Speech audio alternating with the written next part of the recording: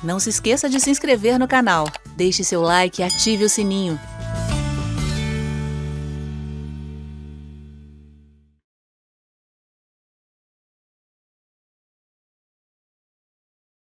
Para quem viu a nossa última aula, na nossa aula passada, eu comentei sobre a melhor forma de nós estudarmos sobre Romanos 9.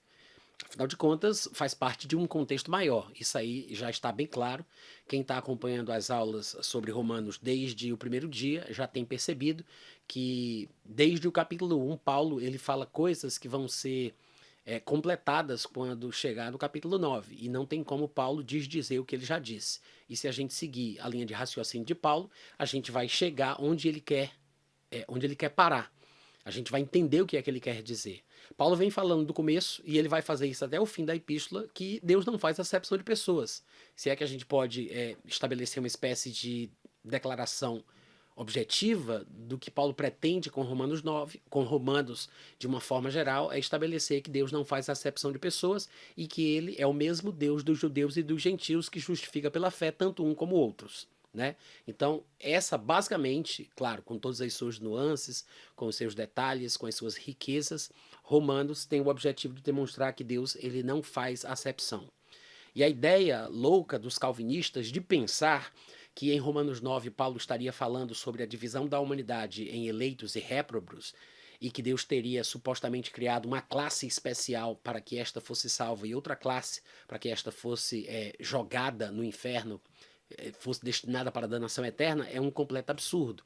Porque é exatamente o oposto daquilo que Paulo tenta provar ao longo de toda a epístola de Paulo aos Romanos. É exatamente o contrário.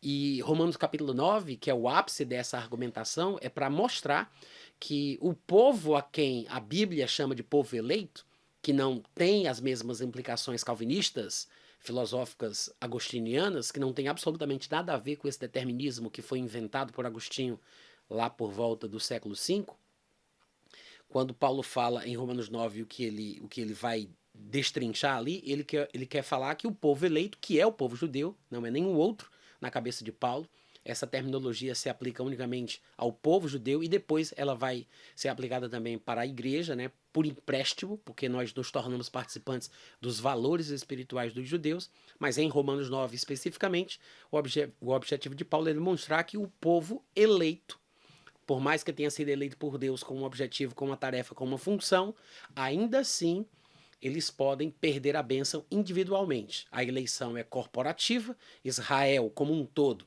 foi eleito por Deus para desempenhar um papel, para desempenhar uma missão, porque por meio de Israel Deus pretendia que todos os povos da terra fossem salvos, que é por isso que Deus estabeleceu que em Abraão serão abençoadas todas as nações da terra. Isso queria dizer que o povo judeu seria o instrumento por meio do qual a sua palavra chegaria a todas as nações do mundo.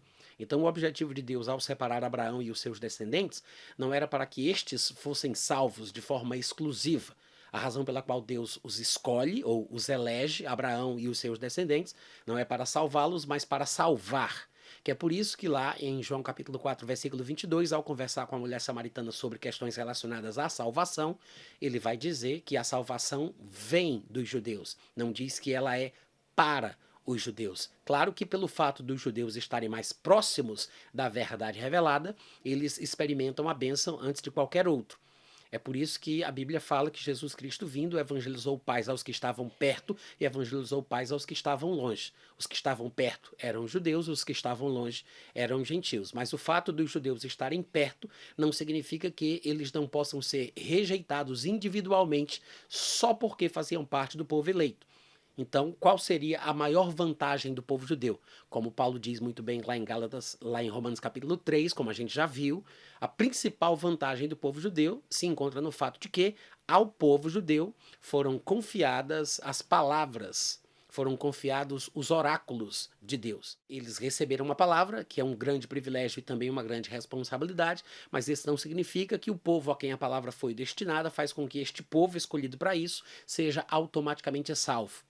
Não é uma coisa arbitrária, ditatorial, porque Deus ele não tem esse tipo de caráter, ele não é um déspota, e Romanos 9 é exatamente o ápice dessa argumentação de Paulo para provar que o povo eleito não está predestinado à salvação só porque foi eleito para desempenhar uma tarefa. A eleição, ela é corporativa e ela, no caso ali de Romanos 9, ela fala sobre uma eleição para desempenhar um papel para trazer a salvação ao povo do mundo.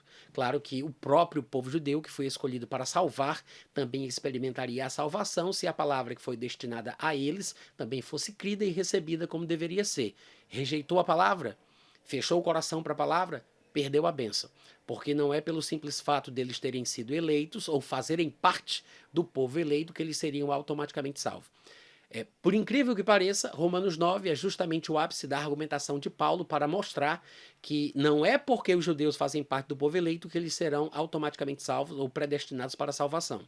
Tá? E aí, infelizmente, o Agostinho inventou uma doutrina completamente nova, porque até então os documentos, os famosos pais da igreja jamais haviam inventado esse tipo de coisa. Agostinho é quem, juntando filosofias pagãs do estoicismo, do gnosticismo maniqueísta e do neoplatonismo, é ele quem cria uma nova teologia, né? Não tem como a gente dizer que não é uma teologia, porque são um sistema de doutrinas organizados em prol da prática religiosa, mas que são totalmente contrários ao que a palavra de Deus ensina. E, claro, muita gente se opôs a Agostinho, graças a Deus, mas infelizmente, como a Igreja Católica Apostólica Romana, ela se tornou uma força, uma potência mundial, todo aquele que se posicionava doutrinariamente contra a Igreja Católica era exterminado. Seus livros eram queimados, eles eram perseguidos, eles eram colocados na fogueira, eram enforcados, eram considerados como hereges, eles passavam por uma espécie de CPMI da verdade, um Ministério da Verdade, e todo aquele que se provasse herético, ele era condenado ao ostracismo quando não era morto. Então, foi um período realmente de muito sofrimento, muita angústia e de muita escuridão, quando a igreja cristã ela foi dominada por uma heresia diabólica que tomou as roupagens do cristianismo. E Agostinho é praticamente o pai de tudo isso, né? Há quem diga, inclusive, que Agostinho é o criador da Igreja Apostólica, da Igreja Católica Apostólica Romana. É tipo o pai dos fundamentos principais da Igreja Católica Apostólica Romana. A gente não tem tempo aqui para falar sobre isso. É muito curioso o quanto Agostinho é responsável pelo que a Igreja Católica hoje crê, desde o batismo infantil para a salvação, como os 5 pontos do calvinismo. Talvez vocês não saibam, não foi Calvino quem criou os 5 pontos da tulipa, aquele acróstico, aquele acrônimo, né? Quem criou foi Agostinho, com os mesmos termos, talvez com uma pequena variação aí no primeiro, que hoje em dia se usa mais a depravação total, e Agostinho falava sobre uma inabilidade total de ser salvo ou de crer em Deus antes de Deus trazer a salvação para ele de forma unilateral. Ou seja, Deus é quem determinava a regeneração do espírito humano por sua própria determinação e arbitrariedade. Mas Agostinho praticamente é o pai de todas essas crenças loucas e malucas dos sacramentos, das penitências, do purgatório, da dupla predestinação e mais o diabo a 4. O diabo a 4 mesmo, tá? E aí, os calvinistas, herdeiros espirituais dessa loucura agostiniana, e eu não sei exatamente porque eles ainda têm a coragem de se dizerem herdeiros do pensamento de Agostinho, porque Agostinho é o pai da Igreja Católica Apostólica Romana, e ainda assim eles se orgulham e batem no peito por se dizer herdeiros dos pensamentos das filosofias de Agostinho. Eles chegaram em Romanos 9 e acharam que Paulo estaria dizendo exatamente as mesmas coisas que eles abraçaram, o que é uma coisa absurda, porque não tem absolutamente nada a ver. Paulo está falando sobre o fato dos judeus terem rejeitado a palavra de Deus que foi enviada a eles. A gente sabe que o assunto é esse, porque, como eu disse na aula passada, eu vou até repetir, do versículo 1 ao versículo 5 ele faz uma introdução de tudo que ele vai falar em Romanos capítulo 9, e do versículo 30 ao versículo 33, Paulo conclui Romanos 9, e com a introdução e com a conclusão, fica muito claro sobre o que foi que ele falou no recheio do capítulo 9 de Romanos. Se você não conseguir encaixar a sua interpretação do recheio de Romanos 9 com o que é dito na introdução e aquilo que vai ser dito na conclusão, então a sua interpretação está equivocada. Tem que fazer sentido, tem que estar em harmonia com aquilo que ele coloca na introdução e ele coloca na conclusão. Ou seja, ele diz, vamos falar sobre isso. E aí quando ele conclui, ele diz, então a nossa conclusão foi essa. Isso quer dizer que aquilo que foi discutido tem que ser o que ele introduziu e o que ele concluiu.